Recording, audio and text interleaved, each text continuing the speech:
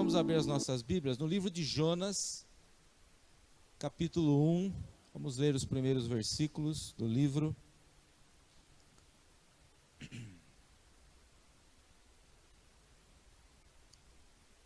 O tema da nossa mensagem é Missões, uma obra que requer compaixão. Missões, uma obra que requer compaixão. Então vamos ler versículos 1 a 3. A palavra do Senhor nos diz que veio a palavra do Senhor a Jonas, filho de Amitai, dizendo: levanta-te, vai à grande cidade de Nínive e clama contra ela, porque a sua malícia subiu até a minha presença. Porém Jonas se levantou para fugir da presença do Senhor para Tarsis, e descendo a Jope, achou um navio que ia para Tarsis. Pagou, pois, a sua passagem, desceu para dentro dele, para ir com eles para Tarsis, para longe da presença do Senhor. Amém? Que Deus abençoe a sua palavra, possa aplicá-la aos nossos corações. O livro de Jonas é um livro singular no Velho Testamento. É um livro que conta uma história missionária. Jonas foi chamado por Deus para ser um missionário. Deus escolheu o povo de Nínive, os assírios, para enviar Jonas pregar para aquele povo. Na verdade, era uma mensagem forte que Jonas tinha que pregar, porque Nínive era um povo perverso, um povo ímpio e que era muito agressivo, principalmente com os povos que eles dominavam. E parece que Jonas tinha alguma resistência para com os ninivitas, para com os assírios, devido à fama de serem assim tão violentos, tão perversos. E Jonas tinha muita resistência. E na verdade ele tinha problemas pessoais, nós vamos descobrir. Jonas tinha, na verdade, falta de compaixão. E o livro de Jonas, então, conta a história de como Deus lidou com Jonas para criar nele compaixão por aquele povo de Nínive. O que é missões? Missões é uma obra que não existiria sem a compaixão de Deus. Missões é a ação de um Deus cheio de compaixão, indo em busca da humanidade perdida. É isso que é missões. Missões nasceu no coração de Deus, é uma frase que nós ouvimos muito, né? E de fato, quando a Bíblia diz que Deus amou o mundo, Deus teve compaixão do mundo perdido, e aí então envia o seu Filho como missionário, para que nós pudéssemos ser salvos. Então missões é uma ação de um Deus cheio de compaixão em busca da humanidade perdida, e requer também compaixão de nós. Se queremos fazer missões, se queremos ser missionários, e nós vamos descobrir hoje que cada um de nós é um missionário. Aqui nesse ponto, Jonas era um missionário. Deus o chamou com uma missão específica, né? Mas no Novo Testamento, todos os crentes são missionários. Nós vamos ver isso depois. Mas como é que Deus trabalhou na vida de Jonas? Às vezes a gente fica pensando, né? Por que que Deus não chamou uma outra pessoa que tivesse compaixão pelos assírios, pelos ninivitas, alguém que tivesse um coração sensível à voz de Deus e que não apresentasse resistência? Nós não sabemos. Talvez Deus tenha permitido tudo o que aconteceu na vida de Jonas e tenha todo esse tratamento com ele, para que nós hoje pudéssemos aprender a ter compaixão de outras pessoas. Então, durante o livro, nós vamos descobrir 4 experiências que Deus usou para ensinar compaixão a Jonas. A primeira experiência está no capítulo 1. O livro de Jonas ele pode ser bem dividido em 4 capítulos, né? Os 4 pontos da nossa mensagem se encontram nos 4 capítulos. Então no capítulo 1, nós aprendemos que Deus ensina Jonas a ter compaixão, colocando a vida de pessoas nas suas mãos.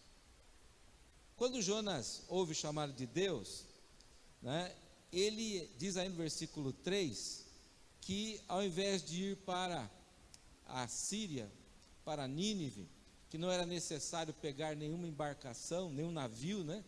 Ele vai para o porto e ele pega um navio para um dos destinos conhecidos, mais distantes que havia. Só para os irmãos terem uma ideia, o destino que ele tomou era 3 vezes mais longe do que Nínive. Ele pegou um barco que ia para o oeste do mar Mediterrâneo. Ele ia para Tarsis, que ficava na Andaluzia, hoje Espanha. Então lá no extremo do mar Mediterrâneo, extremo oeste do mar Mediterrâneo, ele pegou uma passagem para o fim do mundo. Ele queria sumir do mapa, ele não queria fazer o que Deus mandou. Então ele pagou o preço da passagem. Diz aí o texto, versículo 3, que pagou, pois, a sua passagem. Muitas vezes, pessoas não querem obedecer à vontade de Deus e pagam alto preço por isso. Fugir da vontade de Deus, desobedecer a Deus, tem um alto preço a ser pago. E as pessoas os crentes que não querem obedecer a Deus, têm que entender isso, que há um preço para obedecer a Deus também, para fazer a vontade de Deus, mas há um preço a ser pago na desobediência também. E Jonas pagou provavelmente caro por aquela passagem, que o mandaria para longe da vontade de Deus. E as coisas então começam a acontecer na vida de Jonas. E essas coisas que acontecem não eram simplesmente obra do acaso. O que começa a acontecer? A viagem no começo parecia boa, mas no versículo 4 diz que Deus mandou um vento. Deus manda um vento, um grande vento, e no mar se faz uma forte tempestade. As coisas começam a não dar certo. Primeiro um vento, depois a tempestade. Já no versículo aqui adiante, diz que os marinheiros ficaram tão preocupados, começaram cada um a clamar ao seu Deus, né? E eles lançaram sortes no versículo 7. Falaram: vamos tentar descobrir, algum de nós aqui tem algum problema, porque está acontecendo muita coisa, essa tempestade está muito forte. Talvez seja o mesmo tipo de tempestade que enfrentou o apóstolo Paulo naquele seu naufrágio. Diz a Bíblia que eles ficaram 14 dias, no caso do apóstolo Paulo, sem ver a luz do sol. Uma tempestade. Talvez eles estavam numa tempestade mais ou menos do mesmo tipo, que era mais ou menos o mesmo mar, mesmo local. Mas o fato é que a coisa ficou tão feia que aqueles homens falaram: não, tem alguém aqui que tem iniquidade, tem alguém aqui por causa do qual tudo isso está acontecendo. Eles lançaram sortes, e a sorte caiu sobre Jonas.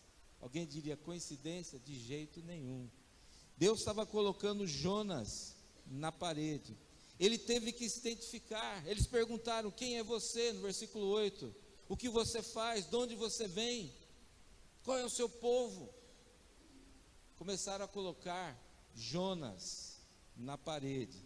E ele teve que declarar quem era e o que ele estava fazendo ali. Ele estava fugindo da presença do Senhor, estava desobedecendo Deus. E ele é chamado a atenção no versículo 10, eles perguntam para ele, veja: então estes homens se encheram de grande temor e disseram: por que fizeste tu isso? Mas por que você fez isso? Olha a bobagem que você fez. Olha a situação que você nos colocou, e agora todos podemos morrer. Jonas estava sendo tratado por Deus. Jonas começa a ver que a sua falta de compaixão estava prejudicando colocando em perigo a vida de outras pessoas. E quando estamos desobedecendo a Deus, nós sofremos, mas o pior é que outros acabam sofrendo por nossa causa. Às vezes nossa família, aqueles que nos cercam, começam a sofrer também por causa da nossa desobediência. E então chega a situação toda chega no ápice. E o ápice é o seguinte: eles sabem que o culpado é Jonas. Se Jonas permanecer no barco, eles vão naufragar. E então eles perguntam para Jonas: e agora? O que nós vamos fazer? Perguntam para ele mesmo: o que é que nós vamos fazer? Versículo 11: que faremos nós para que o mar se acalme? Porque o mar ia se tornando cada vez mais tempestuoso. E ele lhes disse: levantai-me e lançai-me no mar. Nesse ponto, Jonas chegou a um extremo na questão do que estava acontecendo. Ele entendeu que se ele não tivesse compaixão, ele e todos aqueles homens iriam morrer. E meio que forçadamente ele acaba dizendo: olha, me joguem no mar então, porque assim nem todos nós vamos morrer. E eles tiveram compaixão de Jonas. Interessante isso aqui. Jonas não tinha muita compaixão, ele acabou tomando essa decisão meio que na base da pressão. Mas agora a Bíblia diz que os marinheiros faziam de tudo, né? Versículo 13: então os homens remavam para fazer voltar o navio à terra, mas não podiam, porquanto o mar ia se embravecendo cada vez mais contra eles.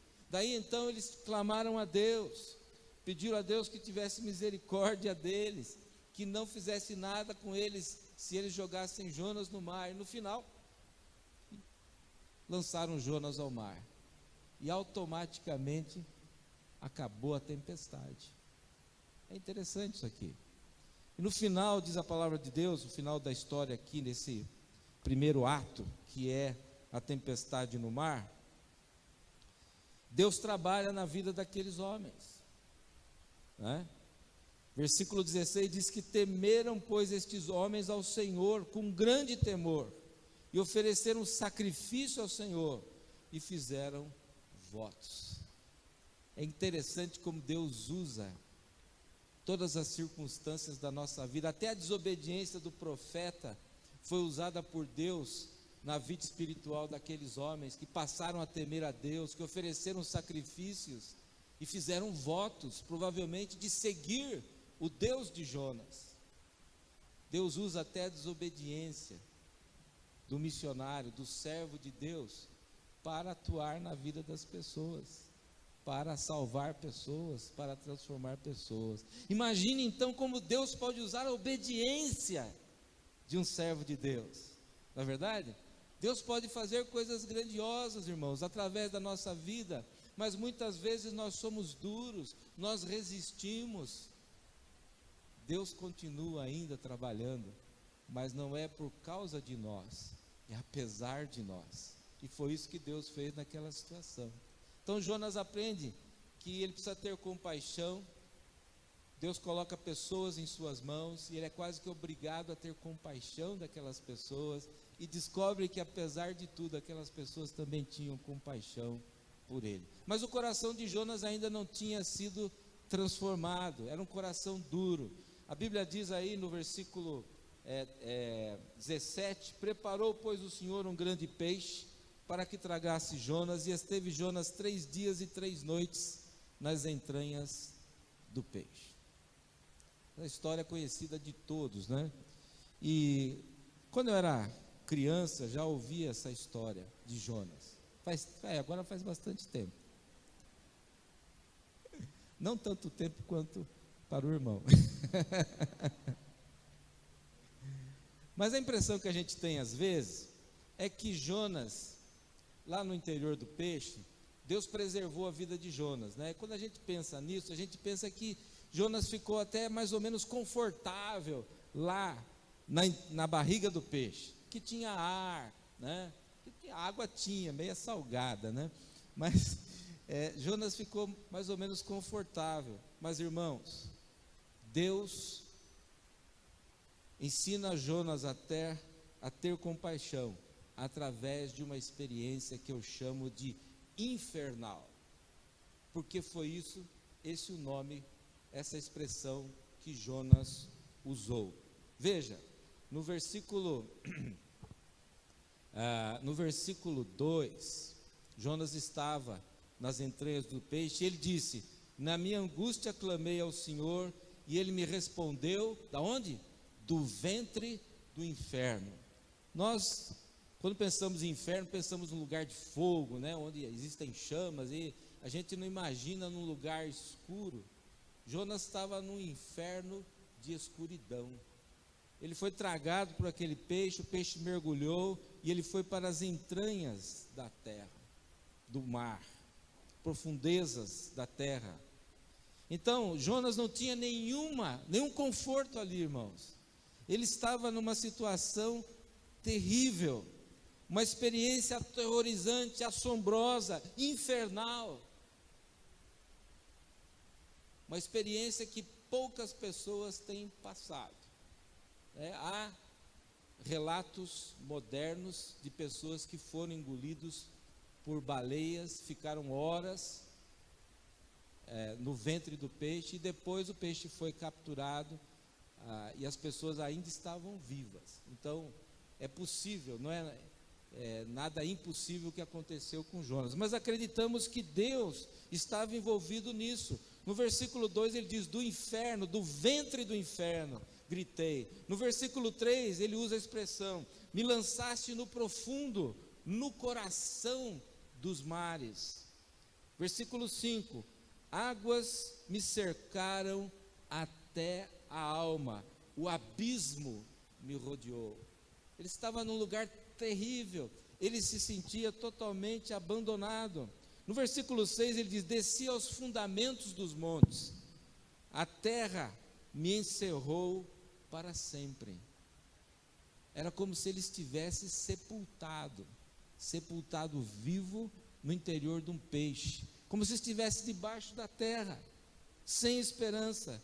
E no versículo 7 ele diz: quando desfalecia em mim a minha alma, estava morrendo, de tanta agonia, de tanta falta de ar, sensação de afogamento. Às vezes a gente toma água rápido, a água vai para o lugar errado, e a gente fica afogado, né? Fica engasgado, e é uma sensação horrível, mas isso é um pouquinho da água. Imagine você ficar 3 dias e 3 noites, 72 horas, um pouco mais, um pouco menos, ali em agonia, sensação de afogamento. Queridos, Jonas foi ao inferno. Deus permitiu isso na vida dele. E alguém já disse o seguinte: se um crente pudesse passar 5 minutos no inferno e voltar, ele seria o maior de todos os missionários, porque ele não iria jamais querer que ninguém fosse para aquele lugar. Mas graças a Deus que Deus não tem dado a nós essa experiência, mas foi uma experiência que Deus deu a Jonas. E é interessante que Jonas passa por tudo isso, né? E ele depois é vomitado na praia. Jonas não morreu. Hoje em dia algumas pessoas têm a experiência de pós-morte e retorno, né? Na atualidade tem vários casos, pessoas que morrem clinicamente falando, né? Vão para um lugar bom, um lugar de paz, ou estão indo para esse local, e de repente voltam à vida e depois relatam essa experiência de pós-morte. Alguns relatam coisas negativas também, que estavam indo para um lugar de horror, de sofrimento. Agora, essas experiências são questionáveis, mas a experiência de Jonas é uma experiência real. Ele não morreu, ele estava vivo, mas ele experimentou o que é o inferno. E apesar de tudo isso, irmãos, ele ainda não tinha compaixão, ele não entendeu o que Deus queria lhe mostrar, né? Quando ele estava morrendo lá no ventre do peixe, ele orou: Então Deus deu uma ordem e o peixe obedeceu. Jonas não obedeceu, mas o peixe obedeceu. Foi lá, engoliu Jonas, quando Deus mandou, vomitou Jonas. É interessante, esse livro mostra como Deus tem o controle de todas as coisas, até dos animais, e pequenos animais, pequenas coisas, Deus usa tudo ao seu favor, mas o ser humano é difícil de obedecer. Você tem compaixão dos perdidos? Quando você pensa no inferno, no futuro das pessoas sem Jesus, você tem essa realidade clara na sua vida? Você acredita no inferno? Você está consciente de que aqueles que não receberem Jesus, não há esperança para eles, estão separados de Deus, e separação de Deus é inferno, é sofrimento. Então, Jonas teve essa experiência, né? Se sentiu completamente separado de Deus, abandonado naquele lugar. Aflição, agonia, medo, solidão, desesperança, abandono. É essa a situação daqueles que estão no inferno. Mas a história não termina aí. Jonas passa por essa experiência tremenda, o peixe vomita Jonas na praia, né? Acredito que ele estava talvez mais perto do que no começo de Nínive, e ele vai então para a cidade de Nínive, tá? E Deus faz que ele passe por uma terceira experiência. A terceira experiência que Jonas passa é que Deus ensina Jonas a ter compaixão, mostrando-lhe a manifestação do poder transformador da palavra de Deus na vida de ímpios, de perversos. É bem provável que Jonas não acreditasse que os ninivitas iriam se converter. Ou ele achava que Deus teria compaixão. É aquele tipo de crente que acha que Deus é frouxo, que Deus é mole, que Deus tem que mandar mesmo os ímpios para o inferno, né? E tem crentes que têm essa visão, gente ruim vai para o tacho. Mas Deus não pensa assim. Deus é bondoso, amoroso, Deus tem compaixão, até das pessoas que nós achamos que não merecem compaixão.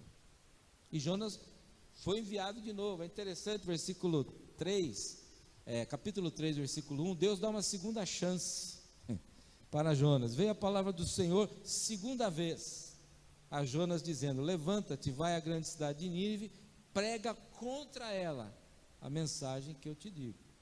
A mensagem que Deus mandou Jonas pregar era uma mensagem forte, uma mensagem de condenação, né?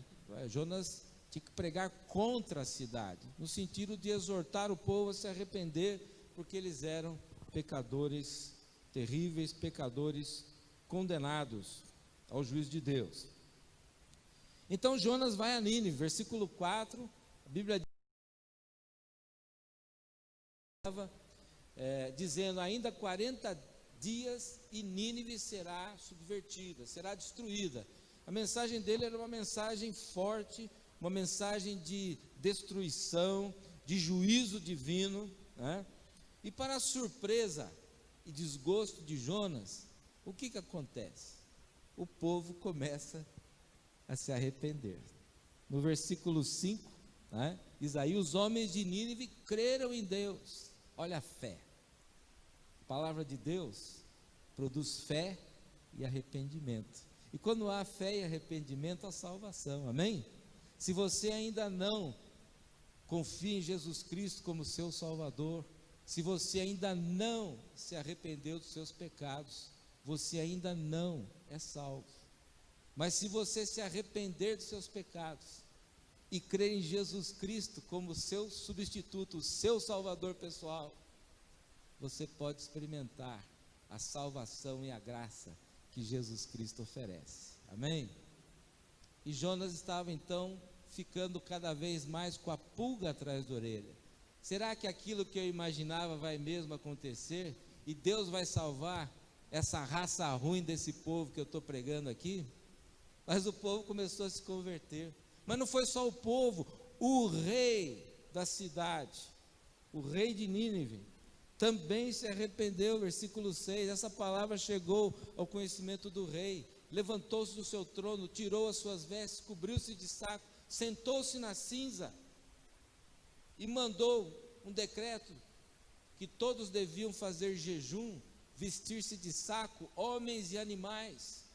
E houve uma conversão geral naquela cidade. Que coisa fantástica! Uma cidade se convertendo a Deus. Eles se arrependeram. Versículo 8: mas os homens e animais sejam cobertos, clamem fortemente a Deus, convertam-se cada um do seu mau caminho e da violência das suas mãos. Quem sabe se Deus se arrependerá e se apartará do furor da sua ira, de sorte que não pereçamos. Eles estavam se arrependendo e crendo que Deus se arrependeria do que tinha dito faria, que Deus não mandaria mais aquele juízo que tinha prometido através da palavra do profeta. O profeta diz: a cidade vai ser destruída, mas eles acreditavam pela fé que Deus se arrependeria. Agora, Deus se arrepende? Deus não pode se arrepender. Então como é que fica? A Bíblia é contraditória? Não. Quando diz aqui que Deus se arrependeu, é o homem tentando explicar a ação de Deus, ou a mudança na atitude, na ação de Deus. Primeiro, Deus estava trabalhando com aquele povo na base de juízo. Deus iria trazer juízo. Mas quando o povo se arrependeu, então entrou em ação a misericórdia e a compaixão de Deus. Amém? Que é assim, o homem pecador, o pecado merece juízo, castigo, punição. Mas quando o homem se arrepende, então ao invés de Deus mandar juízo, Deus, ele demonstra, ele abre o seu coração, derrama o seu amor, o seu perdão, a sua compaixão. Jonas começou a ver, uma cidade inteira se converteu, e ainda o coração de Jonas estava endurecido. Irmãos, uma das coisas mais bonitas que deve haver, eu ainda não tive o privilégio de ver, mas eu creio que o pastor Vanderlei e outros já viram, uma tribo toda se convertendo a Jesus. Isso acontece em muitos casos, não acontece? Uma comunidade pequena, fechada, o evangelho chega, um se converte, outro se converte, de repente o evangelho faz uma obra fantástica, toda a tribo se converte. Isso é uma coisa fantástica, é uma coisa que nos inspira a ter compaixão, a fazer missões. Isso, tem um filme de Nova Guiné, vários filmes na verdade, né? São vários filmes que mostram a conversão de toda uma tribo. Isso tem acontecido em muitos lugares. Isso nos estimula a compaixão, amém? A obra missionária, vale a pena fazer missões, as pessoas podem sim se converter. Irmãos, conhecem a história dos Aucas, né? 1956, 5 missionários, um piloto e mais 4 missionários foram assassinados nas selvas do Equador, aqui na América do Sul. Uma história trágica. Os missionários queriam o bem do povo Auca, um povo, na época ainda, um povo arredio, né? Que não era civilizado, que não tinha contato com a civilização, mas eles foram mortos sem nenhuma chance de se defender. O aviãozinho pousou na praia de um rio e imediatamente os indígenas chegaram e mataram os missionários. Essa história causou revolta, até mesmo no meio das igrejas. Será que esse povo merece, né, o evangelho? Será que vale a pena ir lá e enfrentar esse perigo? Mas o que aconteceu? Nem todos tiveram essa reação, essa atitude. Na verdade, a compaixão de muitas pessoas prevaleceu. E missionários foram para lá. 2 viúvas daqueles que foram mortos voltaram para lá, foram para aquela tribo, ganharam aquelas pessoas para Jesus, aquela tribo. E aqueles que haviam matado os seus maridos se transformaram em pregadores. E um deles batizou os filhos daqueles missionários que eles mesmos tinham assassinado. Compaixão.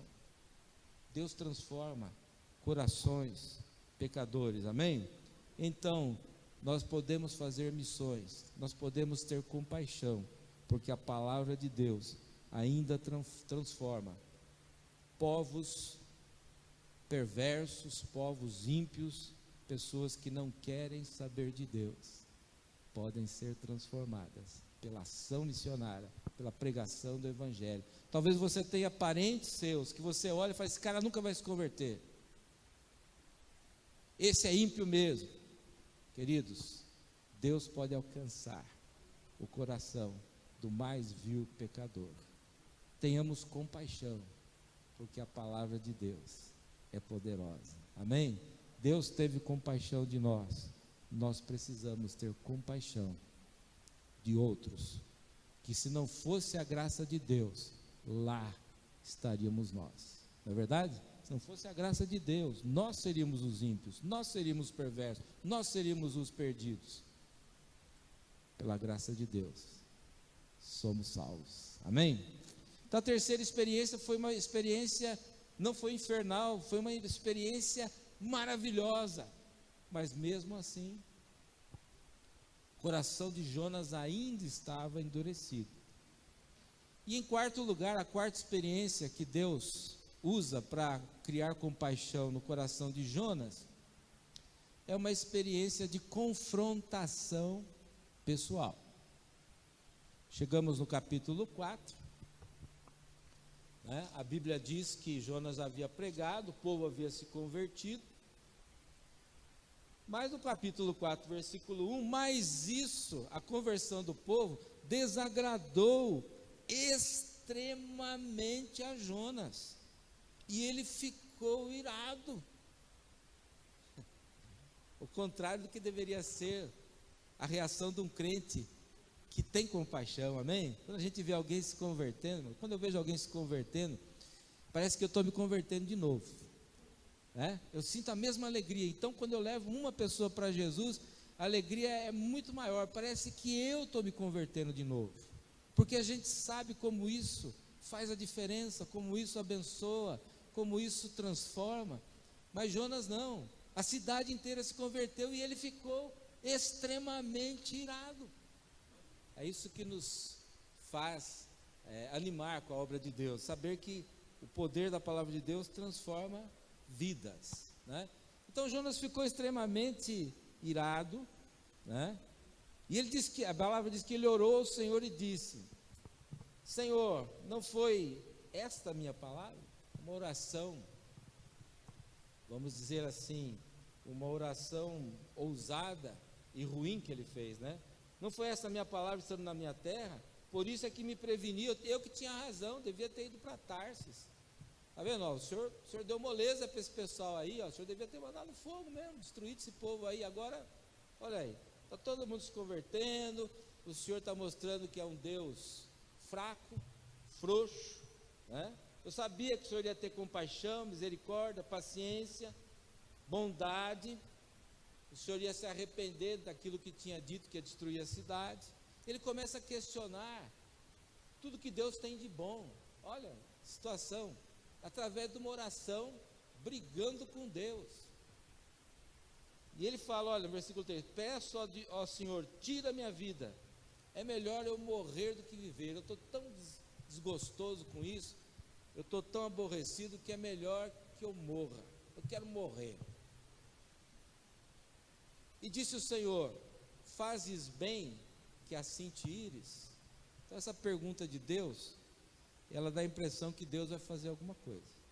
Olha, você está errado, você não está fazendo bem, você está irado, você não está contente, uma coisa maravilhosa que eu fiz, você não tem compaixão. Aí, no versículo 5, diz que Jonas saiu da cidade, fez uma cabana, né, e sentou-se debaixo dela, à sombra, para ver o que aconteceria à cidade. Né? Então Jonas preparou ali uma espécie de um palanque, um camarote, falou assim, vou ficar esperando ver o que acontece, que era 40 dias, né? E ele esperou o prazo vencer, porque Jonas queria ainda ver o circo pegar fogo. Ele ainda acreditava que Deus ia destruir aquela cidade. E ele ficou ali aguardando. E Deus resolveu então fazer uma confrontação pessoal. No versículo 4 diz que Deus fez nascer e crescer uma boboreira. É uma trepadeira, a gente não sabe. Qual bom pensar que seja uma boboreira, embora a boboreira não costuma crescer, né? Aquela boboreira, ela cresceu, talvez se apegou nos galhos da cabana, que era formada de galhos, cresceu e cobriu a cabana. E o negócio ficou bom. Falou, a cabaninha não era bem coberta, mas agora a boboreira cresceu, tem sombra, ficou gostoso, né? Não tinha ar-condicionado, mas tinha boboreira. E Jonas ficou contente com aquilo, extremamente contente, diz a Bíblia aqui. Jonas ficou em extremo alegre por causa da boboreira. Mas no versículo 7, Deus envia um missionário, pequeno missionário, um vermezinho, talvez uma taturana, um bichinho desses que tem aí nas árvores. E aquele vermezinho começou a comer ali e a boboreira cresceu, morreu. Ao mesmo tempo, Deus fez soprar um vento suave. Olha Deus usando as coisas da natureza, né? Usou a baleia, ou o peixe, o grande peixe. Ele usa agora o verme, ele usou o vento, a tempestade. Agora Deus usa de novo um vento calmo oriental. E o sol feriu então a cabeça de Jonas. A boboreira morreu, Jonas ficou de novo exposto ao sol. E a Bíblia diz que o sol feriu a sua cabeça, ele desmaiou e desejou morrer com toda a sua alma. Jonas tinha coração duro. E Deus estava trabalhando agora duro com ele. Finalmente, Deus faz a confrontação. Né? Deus mostra a falta de compaixão de Jonas. Jonas estava ali naquele conforto, à sombra da boboreira. Tá tudo bom, né? Mas ele valorizava o seu conforto, mas não valorizava a vida daquelas pessoas. Muitas vezes, irmãos, nós estamos aqui nesse mundo e nós começamos a valorizar as coisas erradas. Começamos a valorizar muito os nossos passatempos, a nossa série predileta na TV, coisas materiais, o dinheiro, conforto, luxo até. A família, às vezes, é uma coisa importante, mas às vezes começamos a valorizá-la mais do que as coisas de Deus, do que o próprio Deus. Um carro zero, a aparência, a beleza, o orgulho, a moda e tantos outros valores que vamos colocando, e é tudo coisa importante na nossa vida, menos aquilo que Deus mais valoriza, que são as almas perdidas. E gastamos muito dinheiro com essas coisas, nos regalamos, ficamos contentes, alegres, usufruímos todas essas coisas. Eu não estou dizendo que tudo que isso é errado, mas às vezes nossos valores estão só nisso, e nós não valorizamos as almas perdidas. Então Deus mostrou para Jonas que aquilo que lhe dava conforto era uma coisa que não tinha nenhum valor. Deus pergunta para Jonas então, né, versículo 10, versículo 9, disse Deus a Jonas: fazes bem que assim te ires por causa da boboreira? Você perdeu esse conforto aí, você está tão irado assim agora por causa da boboreira? E ele disse: faço bem que me revolte até a morte. E disse o Senhor: tiveste tu compaixão da boboreira, na qual não trabalhaste, nem a fizeste crescer, que numa noite nasceu e numa noite pereceu? E não hei eu de ter compaixão da grande cidade de Nínive, onde estão mais de 120.000 homens, que não sabem discernir entre a sua mão direita e a sua mão esquerda, e também muitos animais. Então, finalmente, Deus confronta Jonas. Você é egoísta, você não tem compaixão, você só pensa em você, no seu benefício, você não valoriza o que é importante, você deu importância para essa boboreira, mas você não valorizou mais de 120.000 pessoas que estão ali, agora convertidos pela pregação da palavra de Deus. Finalizando, irmãos, será que temos compaixão? É fácil falar de Jonas, né? Mas é possível que nós tenhamos, muitos de nós, a mesma dificuldade de ter compaixão, não é verdade? O que é que Deus vai fazer para que tenhamos compaixão? Talvez Deus vai colocar pessoas em nossas mãos, e se nós não nos sacrificarmos, aquelas pessoas poderão perecer, como foi o caso de Jonas lá no navio. Talvez Deus vai fazer que passamos por experiências de sofrimento terrível, para termos uma pequena noção do que será o sofrimento lá no inferno. Talvez Deus nos permita ver também a palavra de Deus agindo de uma maneira extraordinária, que vai nos estimular a ter compaixão e investir nos missionários que vão evangelizar os pagãos, os ímpios. Falta-nos compaixão?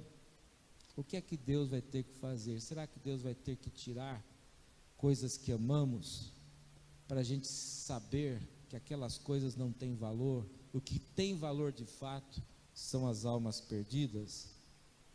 Temos compaixão dos povos que não têm um versículo sequer traduzido da Bíblia nas suas línguas.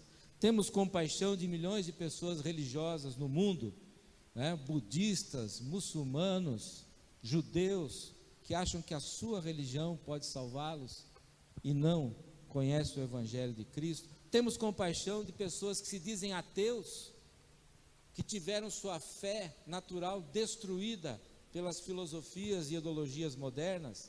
Temos compaixão de pessoas que morrem, jovens ainda, por causa de fome, doenças e guerras, e não têm oportunidade de ouvir o Evangelho. Temos compaixão daqueles que conhecemos, com os quais convivemos todos os dias, nossos familiares, irmãos, cunhados, sobrinhos, vizinhos, amigos, que ainda não são salvos por Jesus Cristo. Temos compaixão de pessoas violentas, cruéis, indesejáveis para nós, mas que Cristo ama e quer salvar. Você tem compaixão? Sim ou não? Então, se temos compaixão, esse final de semana é hora de renovar o nosso voto de ser um missionário, levar as boas novas onde vivemos. No Novo Testamento, todos os crentes são missionários, tem uma missão. Qual é a missão que Jesus deu? Que a gente chama de grande comissão, né? Mas é a grande missão: ir pregar o Evangelho a toda criatura. Então essa responsabilidade não era só dos 12 apóstolos, é de cada crente em Jesus Cristo. Então você é um missionário, né? Missionário não é aquele que vai lá para outro povo pregar, não é só aquele que vai para outro povo pregar. Missionário é todo crente, nós somos missionários, a missão é pregar o Evangelho, amém? Começa aqui na sua casa, no seu vizinho, no seu colega de trabalho. Você tem que ser um missionário, é um estilo de vida, não é só uma viagem. Fazer uma viagem missionária não é ser missionário. Ser missionário é uma responsabilidade integral, é vida, é um estilo de vida. Nós somos missionários, irmãos, mas se não tivermos compaixão, não vamos alcançar os perdidos. Então, renove o seu compromisso de ser um missionário. Você é um agente de Deus aonde você vive, e Ele quer usá-lo. Renove também o seu compromisso de interceder pelos missionários. Missionários não fariam grande coisa no campo, se não fosse o sustento da oração. Oração faz milagres aconteceram. Eu acredito que essas tribos, esses povos que têm se convertido, tudo tem acontecido por causa das orações dos santos, além do trabalho missionário. Renove o seu compromisso de sustentar a obra missionária através da sua promessa de fé. Então temos que ser missionários, orar pelos missionários, contribuir para o sustento da obra missionária. Então, talvez ainda Deus tenha o plano de chamá-lo para ser um missionário em outro lugar, de enviar você, como enviou Jonas, como tem enviado muitos outros, para um outro lugar, para ser missionário num outro lugar, para um outro povo, numa outra localidade. Se você tem compaixão, então diga: sim, Senhor, eis-me aqui, envia-me a mim. Não faça como Jonas, não tente fugir. Você pode fugir, mas você não pode se esconder. Se Deus quer usar a sua vida, e Deus tem colocado no seu coração uma preocupação por outros além de si mesmo, isso se chama compaixão, e Ele pode usá-lo como missionário em algum lugar distante para pregar o Evangelho de Jesus Cristo. Amém? Então Jonas aprendeu a ter compaixão. Cremos que Deus usou, porque foi ele que escreveu o livro, né? Jonas que escreveu o livro.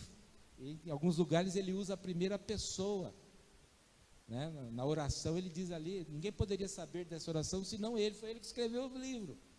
E eu acredito que Deus transformou o seu coração, e ele então conta a sua história para nos abençoar e para nos desafiar a ser compassivo, porque missões não pode acontecer sem compaixão. Começou com a compaixão de Deus e vai à frente com a compaixão dos crentes em Jesus. Amém?